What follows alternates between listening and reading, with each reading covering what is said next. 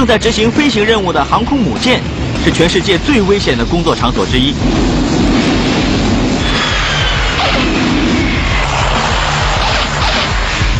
飞行员发动引擎，喷气机以极高的速度从甲板上弹射起飞。降落时，飞机要在97米内将速度从每小时240公里降至0。海军人员接受了大量的训练，以在这样严苛的环境中安全工作，但事故依然时有发生。这里，一名水手头上的头盔被一架 A-61入侵者战斗机的引擎进风口吸了下来。美国海军罗斯福号航空母舰在波斯湾执行任务。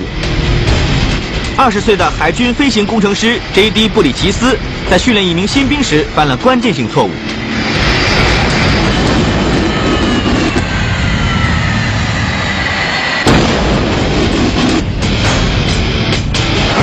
航空母舰上首要的安全规则之一，就是检查喷气式飞机的弹射装置时一定要跪下。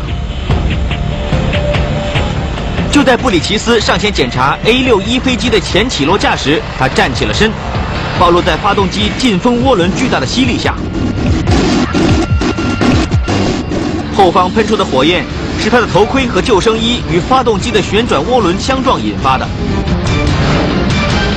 被吸入发动机3分钟后，布里奇斯摇摇晃晃地退了出来。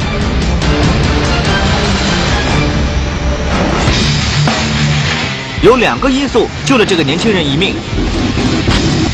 在发动机内部，布里奇斯的身体卡在了子弹型的风扇构上，这使他没有撞上发动机涡轮的旋转叶片。布里奇斯身上脱落的头盔和救生衣触发了喷气机的异物保护机制，反应迅速的飞行员立刻关闭了发动机。除了多处划伤，布里奇斯还遭受了锁骨骨折和骨膜穿孔。他完全康复。在服完兵役之后，布里奇斯光荣退伍。